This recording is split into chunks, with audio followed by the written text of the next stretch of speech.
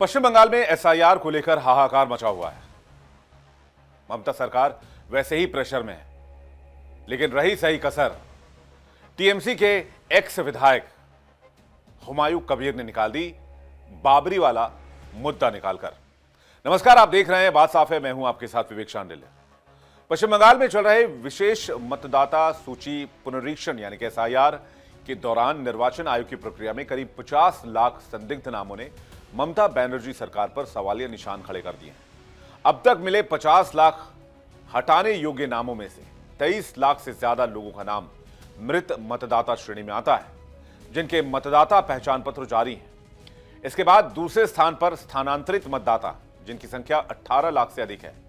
इसके अलावा 7 लाख से ज्यादा मतदाता लापता हैं, जबकि शेष नाम दोहराव या अन्य कारणों से फर्जी पाए गए हैं। दूसरी ओर टीएमसी से निलंबित विधायक हुमायूं कबीर ने 6 दिसंबर को मुर्शिदाबाद में बाबरी मस्जिद की नींव रखकर ममता सरकार को सीधी चुनौती दे दी और एक नया बखेड़ा खड़ा कर दिया। ऐसे हालात में टीएमसी की राजनीति इस समय एक बेहद दिलचस्प और रोमांचक मोड़ पर है, जहां हर कदम पर ममता बनर्जी सरकार के लिए प्रेशर बढ़ता जा रहा है। कभी खुद को अल्पसंख्यक वोट बैंक की निर्विवाद चैंपियन बताने वाली पार्टी आज उसी वोट बैंक के भीतर उठी बगावत की आग में घिरती नजर आ रही है। इस बीच हुमायूं कबीर ने दावा कर दिया है कि जिस वोट बैंक के दम पर ममता बनर्जी इतने सालों से पश्चिम बंगाल में राज कर रही हैं, वही वोट बैंक अब उनसे नाराज हो गया है। इसलिए अगले साल के विधानसभा चुनाव में ममता बनर्जी किसी भी सूरत में मुख्यमंत्री नहीं बन पाएंगी। कहने का मतलब ये कि टीएमसी चुनाव हार सकती है। राज्य में मतदाता सूची में 50 लाख संदिग्ध वोटरों का खुलासा, टीएमसी से निलंबित विधायक हुमायूं कबीर की खुली चुनौती और मुर्शिदाबाद में नई बाबरी मस्जिद की नींव रखे जाने का विवाद, इन तीनों ने मिलकर ममता सरकार के सामने एक ऐसा राजनीतिक तूफान खड़ा कर दिया है जिसकी पकड़ से निकल पाना फिलहाल बहुत चुनौतीपूर्ण नजर आ रहा है। दरअसल बंगाल की वोटर लिस्ट में 50 लाख संदिग्ध नामों की मौजूदगी कोई छोटी बात नहीं है। विपक्ष का आरोप है कि टीएमसी ने अपने चुनावी हितों को साधने के लिए मतदाता सूची को ऐसे भर दिया है कि फर्क कर पाना मुश्किल हो गया है कि वास्तविक वोटर कौन है और राजनीतिक रूप से पोषित नाम कौन से हैं। अगर वोटर लिस्ट पर ही भरोसा टूट जाए तो चुनावी लोकतंत्र कागज की तरह बिखर जाता है। सबसे बड़ी बात यह कि इस अविश्वास का निशाना सीधा ममता बनर्जी की सरकार है, क्योंकि यह पूरा तंत्र राज्य प्रशासन के दायरे में आता है। इस बीच टीएमसी के लिए असली झटका मुर्शिदाबाद से आया है। मुर्शिदाबाद के विधायक हुमायूं कबीर, जिन्हें पार्टी से निलंबित कर दिया गया है, वो अब खुले तौर पर ममता बनर्जी के सामने ताल ठोक रहे हैं और बड़े मुस्लिम वोट बैंक को चुनौती दे रहे हैं। 6 दिसंबर के दिन हुमायूं कबीर ने एक नई बाबरी मस्जिद की नींव रखी, इतिहास को देखते हुए जिसे स्थानीय लोग बाबरी स्टाइल मस्जिद कहने लगे हैं। यह कदम केवल धार्मिक आयोजन नहीं बल्कि एक राजनीतिक ऐलान भी है कि बंगाल में मुस्लिम राजनीति अब टीएमसी की मोनोपोली में नहीं रहना चाहती है। कबीर ने कहकर टीएमसी नेतृत्व के होश उड़ा दिए हैं कि 2026 में ममता बनर्जी मुख्यमंत्री बन ही नहीं पाएंगी और स्वयं 90 मुस्लिम उम्मीदवार उतारकर वो धार्मिक राजनीति की नई धारा खड़ी करेंगे। पश्चिम बंगाल के मुर्शिदाबाद जिले के बेलडांगा में टीएमसी से निलंबित विधायक हुमायूं कबीर ने अयोध्या की बाबरी मस्जिद की तर्ज पर मस्जिद बनाने की आधारशिला रख दी। हुमायूं कबीर ने मंच पर मौलवियों के साथ फीता काटा और आधारशिला रखने की औपचारिकता भी पूरी की। इस दौरान नाराए तकबीर, अल्लाहू अकबर के नारे लगाए गए। कार्यक्रम में 2 लाख से ज्यादा लोगों की भीड़ जुटने का दावा किया गया। बंगाल के अलग अलग जिलों से आए कई लोगों ने अपने सिर कोई ट्रैक्टर ट्रॉली तो कोई रिक्शा या वैन से ईंट लेकर कार्यक्रम में पहुंचा। हुमायूं कबीर ने 25 नवंबर को कहा था कि वो 6 दिसंबर को अयोध्या में विवादित ढांचे के विध्वंस के 33 साल पूरा होने पर बाबरी मस्जिद की आधारशिला रखेंगे। टीएमसी ने 4 दिसंबर को हुमायूं कबीर को पार्टी से सस्पेंड कर दिया था। कोलकाता हाईकोर्ट ने शुक्रवार को मस्जिद निर्माण पर रोक लगाने से इनकार किया था। कोर्ट ने कहा था कार्यक्रम के दौरान शांति बनाए रखने की जिम्मेदारी राज्य सरकार की होगी। हाईकोर्ट के इस निर्देश के बाद हुमायूं कबीर ने बाबरी मस्जिद की नींव रखी। बेलडांगा समेत आसपास के कई इलाकों में हाई अलर्ट रहा। बेलडांगा और रानीनगर थाने के इलाका और उसके आसपास के इलाकों में सेंट्रल आर्म फोर्स की 19 टीमें, रैपिड एक्शन फोर्स, बीएसएफ, स्थानीय पुलिस की कई टीमें और 3000 से ज्यादा जवानों की तैनाती करनी पड़ी। विधायक हुमायूं कबीर ने मस्जिद निर्माण को लेकर कहा कि अब बेलडांगा में बाबरी मस्जिद को बनने से कोई नहीं रोक सकता। कबीर ने दावा किया कि हिंसा भड़काकर कार्यक्रम को बाधित करने की साजिश की जा रही है। बंगाल के विभिन्न जिलों से लाखों लोग ऐसी कोशिशों को नाकाम कर देंगे। हुमायूं कबीर ने बताया कि कार्यक्रम में सऊदी अरब से भी धार्मिक नेता आ रहे हैं। दरअसल हुमायूं कबीर की यह चुनौती सिर्फ इसलिए मामूली नहीं है क्योंकि पश्चिम बंगाल में मुस्लिम वोट करीब 25 से 27% है और लंबे समय से एक बड़ा हिस्सा टीएमसी के साथ रहा है। लेकिन घरेलू असंतोष, प्रशासनिक पक्षपात और स्थानीय स्तर पर टीएमसी नेतृत्व की खामियों ने इस वोट बैंक को अंदर से खोखला किया है। कबीर जैसे नेता इसी असंतोष को भुनाना चाहते हैं। यह पहली बार है जब टीएमसी के भीतर से कोई नेता मुस्लिम समुदाय को यह संदेश दे रहा है कि ममता बनर्जी उनके वास्तविक हितों की संरक्षक नहीं रही। दरअसल ममता बनर्जी के सामने असली समस्या यह नहीं है कि कबीर ने मस्जिद की नींव रखी है, बल्कि यह है कि उसने इस बाबरी मस्जिद की यादों से जोड़कर इसे भावनात्मक मुद्दा बना दिया है। यह वही मुर्शिदाबाद है जो कभी टीएमसी के लिए सबसे सुरक्षित राजनीतिक गढ़ माना जाता था और अब वहीं पार्टी की दीवार में दरार पड़ गई है। हुमायूं कबीर की यह बगावत ममता बनर्जी के पूरे राजनीतिक कैलकुलेशन को हिला रही है।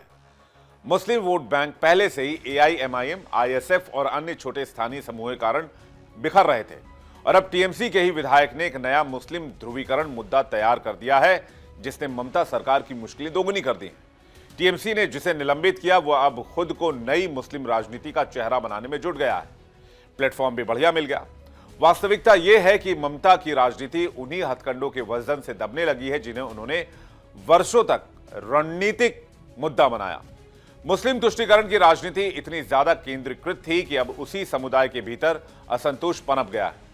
टीएमसी के भीतर कई नेता शिकायत करते हैं कि मुस्लिम समुदाय से जुड़े मुद्दों पर ठोस कदम नहीं उठाए जाते, केवल चुनावी भाषणों तक बात सीमित रहती है। बंगाल के राजनीतिक समीकरणों में एक नई हकीकत तेजी से उभर रही है। ममता बनर्जी चुनावी मैदान में अब दो तरफ से जो छिटकते वोट हैं उनसे घिरती नजर आ रही हैं। एक तरफ हिंदू वोट जो पहले से ही बीजेपी की ओर बटा हुआ है, दूसरी तरफ मुस्लिम वोट जो अब हुमायूं कबीर के आने के बाद और विभाजित होता दिख रहा है। बंगाल की सत्ता की चाबी इन्हीं दोनों समुदायों के संतुलन में छिपी हुई है। अगर यह संतुलन टूट जाए तो टीएमसी की राजनीति का पहिया चरमराना तय है। इसलिए 2026 का चुनाव अब टीएमसी के लिए रूटीन चुनाव नहीं रहेगा। यह ममता बनर्जी के राजनीतिक भविष्य का निर्णायक मोड़ बन सकता है। अगर मुस्लिम वोट बैंक 2 हिस्सों या 3 हिस्सों में टूट गया और मतदाता सूची विवाद उनकी सरकार पर अविश्वास को और गहरा कर गया तो ममता बनर्जी बंगाल की सत्ता में वापस लौटेंगी, ये कहना मुश्किल हो जाएगा। एक तरह से इसे असंभव मानिए, क्योंकि विपक्ष से लड़ना तो आसान है, लेकिन पार्टी में बगावत, अपने ही वोट बैंक का टूटना और प्रशासनिक तंत्र पर अविश्वास, ये तीनों मिलकर किसी भी सरकार की नींव हिला सकते हैं। सीएम ममता बनर्जी की दिक्कत यह है कि वो हुमायूं कबीर को ना तो रोक सकती हैं, ना ही उनका समर्थन कर सकती हैं। रोकेंगी तो मुस्लिम समुदाय के भीतर नाराजगी और बढ़ेगी, गलत मैसेज जाएगा, और समर्थन करेंगी तो साफ हो जाएगा कि ममता की राजनीति सिर्फ एक तरफा तुष्टीकरण पर टिकी है। ये एक ऐसी दुविधा है जिसने उन्हें एक ऐसे राजनीतिक चक्रव्यूह में घेर लिया है जिसमें किसी भी दिशा में कदम उठाने पर नुकसान ही नुकसान है। दरअसल हुमायूं कबीर जिस तरह बाबरी मुद्दे को बंगाल की राजनीति में उठा रहे हैं, वो साफ संकेत देता है कि वो सिर्फ एक विधायक की भूमिका में नहीं है, बल्कि एक मुस्लिम नेता के तौर पर बंगाल में खुद को स्थापित करने की कोशिश कर रहे हैं। वो बंगाल का ओवैसी बनने के फिराक में है। ये वो बिंदु है जो ममता बनर्जी को सबसे अधिक अस्थिर कर रहा है। बंगाल का मुस्लिम वोट बैंक लंबे समय तक टीएमसी की सत्ता का ईंधन रहा है, लेकिन आज वही वोट बैंक भीतर से बिखरने को तैयार खड़ा है। कबीर का अभियान मुस्लिम समुदाय के बीच एक नया संदेश दे रहा है कि टीएमसी चाहे कितनी भी बड़ी पार्टी क्यों ना हो, लेकिन उनकी आवाज कहने के लिए एक नया चेहरा अब मैदान में उतर चुका है। दरअसल मुर्शिदाबाद वो जिला है जहां से ममता को सालों से अपराजयी समर्थन मिला है, लेकिन उसी किले की दीवार अब दरकने लगी है। कबीर की यह मुहिम न केवल टीएमसी के भीतर गुटबाजी को बढ़ा रही है, बल्कि यह संकेत भी दे रही है कि आने वाले दिनों में टीएमसी के भीतर एक वैकल्पिक मुस्लिम नेतृत्व उभर सकता है। ममता बनर्जी इसे अपने लिए राजनीतिक खतरा माने या पार्टी के लिए संकट, लेकिन सच तो यही है कि बाबरी मस्जिद का विवाद एक तरफा नहीं रहेगा। यह पूरे राज्य के सत्ता समीकरणों में बदलाव की झनकार पैदा करेगा। इसी बीच भाजपा नेता उमा भारती के बयान में आग में घी का काम किया है। उमा भारती ने साफ कहा कि यदि बाबर के नाम पर मस्जिद बनी तो उसका अयोध्या जैसा हाल होगा। उन्होंने एक्स पर लिखा कि खुदा, इबादत, इस्लाम के नाम पर मस्जिद बने, हम सम्मान करेंगे। अगर बाबर के नाम से इमारत बनी तो उसका वही हाल होगा जो 6 दिसंबर को अयोध्या में हुआ था। ईंटें तक नहीं बची थी। मेरी ममता बनर्जी को सलाह है कि बाबर के नाम पर मस्जिद बनाने की बात कहने वालों पर कार्रवाई करें। पश्चिम बंगाल और देश में अस्मिता और सद्भाव के लिए उनकी जिम्मेदारी है। उमा भारती के एक एक ईंट गायब वाले बयान पर विधायक हुमायूं उन्हें मुर्शिदाबाद आने की चुनौती देते हैं। वो कहते हैं कि उमा भारती को ईंट खोलने के लिए मुर्शिदाबाद आना पड़ेगा। हिम्मत है तो आकर गिरा दें, अगर तोड़ दिया तो दोबारा बनाएंगे। उनके इस बयान ने मस्जिद के मुद्दे को बंगाल की सरहदों से निकालकर राष्ट्रीय विमर्श पर लाकर खड़ा कर दिया है। भाजपा को यह मौका मिला कि वो सीधे ममता पर सीधे प्रहार कर सकें और कह सकें कि बंगाल सरकार एक पक्ष की धार्मिक राजनीति को बढ़ावा दे रही है। यह बयान टीएमसी के लिए सिर्फ राजनीतिक चुनौती नहीं है, बल्कि उसकी छवि पर लगा एक गहरा राजनीतिक धब्बा भी बन गया है। हिंदू मतदाताओं के बीच यह धारणा पहले से थी कि ममता बनर्जी तुष्टीकरण की राजनीति से आगे चलती हैं, वो तुष्टीकरण की राजनीति करती हैं, लेकिन इस विवाद ने उस धारणा को और ठोस किया है। टीएमसी का ढुलमुल रवैया, आधिकारिक प्रतिक्रिया का अभाव और कबीर जैसे नेताओं की खुलेआम बयानबाजी और बाबरी मस्जिद का नींव रखने पर भी कोई कार्रवाई न करना, इन सब ने मिलकर बंगाल के हिंदू मतदाताओं को एक बार फिर महसूस कराया है कि ममता बनर्जी और टीएमसी की राजनीति कहीं ना कहीं उनके लिए फिट नहीं बैठती है। दूसरी ओर मुस्लिम मतदाता भी अब एकमत नहीं है। एआईएमआईएम पहले से ही बंगाल में जमीन तलाश रही थी और अब कबीर का उभार उस जमीन को और उपजाऊ बना सकता है। राजनीति का यह समीकरण ममता बनर्जी के लिए सबसे घातक है। हिंदू वोट जा चुके हैं करीब करीब और मुस्लिम वोट भी अब बंटने के कगार पर हैं। ऐसे में हुमायूं कबीर पश्चिम बंगाल में दूसरे ओवैसी बनकर उभर सकते हैं, क्योंकि इस पूरे विवाद के बीच हुमायूं कबीर को टीएमसी से निलंबित कर दिया गया है। यह कहना अतिशयोक्ति नहीं होगा कि मुर्शिदाबाद का बाबरी मस्जिद विवाद ममता बनर्जी की राजनीति के लिए सिर्फ एक मुद्दा नहीं है, बल्कि एक खुली चेतावनी भी है। एक ऐसी चेतावनी जो बताती है कि राजनीतिक जमीन जितनी जल्दी सिर चढ़ती है उतनी ही जल्दी पैर खींच भी लेती है। ममता बनर्जी की मुश्किल यह है कि यह संकट बाहर से नहीं है, पार्टी के अंदर से है। बाहरी विरोधी से लड़ना आसान होता है, लेकिन अंदर लगी आग को बुझाना सबसे मुश्किल होता है।